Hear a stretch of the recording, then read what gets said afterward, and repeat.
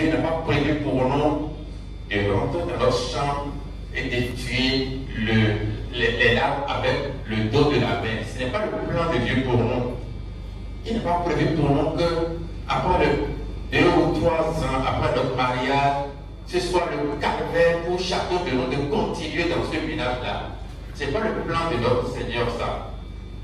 Dieu n'a pas prévu pour nous des enfants qui vont torturer, des enfants qui vont nous précipiter dans la tombe. Ce n'est pas le plan de Dieu. Mais c'est ce que nous vivons tous les jours. Et pourquoi est-ce que nous vivons comme ça? Pourquoi nous souffrons? Esaïe a répondu, Dieu a répondu à la bouche d'Esaïe en ces termes. Esaïe 59, verset 1 à 2. Non, la main de l'Éternel n'est pas trop courte pour sauver, ni son oreille trop dure pour entendre. Mais ce sont vos crimes qui mettent une séparation entre vous et votre Dieu. Ce sont vos péchés qui vous cachent sa face et l'empêchent de vous écouter. Je suis en train de parler au cas de la prière. Cela veut dire que tant qu'il y a une séparation entre nous et Dieu, de par nos crimes, nous allons prier.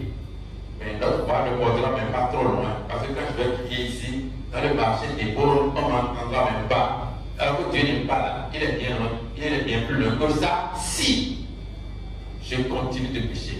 Pour changer la situation, je disais, Dieu a fait une promesse. Il a dit, par la bouche du prophète Ézéchiel, je vous retirerai d'entre les nations, je vous rassemblerai de tous les pays et je vous ramènerai dans votre pays. Je répandrai sur vous une eau et vous serez purifiés. Je vous purifierai de toutes vos souillures et de toutes vos idoles. Je vous donnerai un cœur nouveau. Je mettrai en vous un esprit nouveau. C'est toujours l'Éternel qui nous parle à travers cette promesse. J'ôterai de votre corps le cœur de pierre et je vous donnerai un cœur de chair. Je mettrai mon esprit en vous, je ferai en sorte que vous suiviez mes ordonnances et que vous observiez et pratiquiez mes lois. Vous habiterez le pays que j'ai donné à vos pères. Vous serez mon peuple, je serai votre Dieu. Je vous délivrerai de toutes vos souillures. J'appellerai le blé. Je le multiplierai. Je ne vous enverrai plus la famine. Ézéchiel chapitre 36, verset 24 à 29. C'est la promesse de Dieu. Il a dit, je vous retirerai des nations. Cela veut dire que les nations dans lesquelles nous sommes et le péché fait partie de notre quotidien. De tous les jours, nous avons de l'amour pour le péché. Il faut que nous soyons retirés de ce monde-là. Et là, il a dit, lorsqu'il va vous retirer du monde, je verserai sur vous une eau pure et vous serez purifiés. Oui, je vous purifierai de toutes vos souillures et de toutes vos idoles. Parce que nous avons des souillures, mais nous avons aussi des idoles. Je vous donnerai un cœur nouveau. Je suis sur la rédemption. Cela veut dire que notre cœur que nous avons autrefois sera remplacé par un cœur nouveau. Je mettrai en vous un esprit nouveau. J'ôterai de votre corps le cœur de pierre. Je vous donnerai un cœur de chair.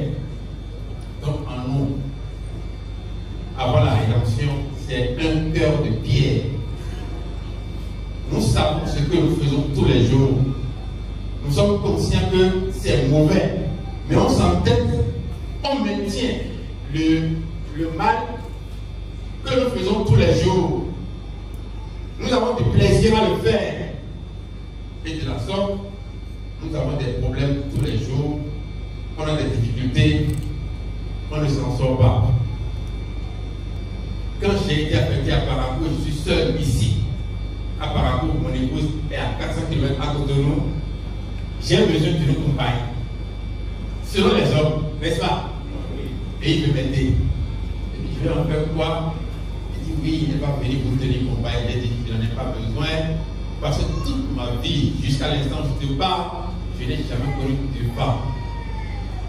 Pourquoi tu ne veux pas assister mes prières? Alors que tous les jours, je reçois des messages. Tous les savants, quelqu'un m'a envoyé un message pour m'appeler bébé. J'ai dit non, on m'appelle bébé. Vous m'entendez? J'ai dit non, je ne suis pas bébé, je suis bébé. Oui, n'est-ce pas? Comment vous m'appelez? Ça, je lui ai rappelé. Le péché est devenu notre partage. Il faut donc qu'on nous enlève ce cœur qui nous retient dans le mal tous les jours. Et c'est ce que Dieu a fait. Il dit, je mettrai mon esprit en vous et je ferai en sorte que vous suiviez mes ordonnances et que vous observiez pratiquer mes lois. C'est lui-même qui veut faire à travers l'esprit qui mettra en nous, en sorte que nous allons avoir du plaisir à vivre dans la sainteté. Vous voulez l'expérimenter? C'est l'occasion pour vous aujourd'hui. Suivez le message.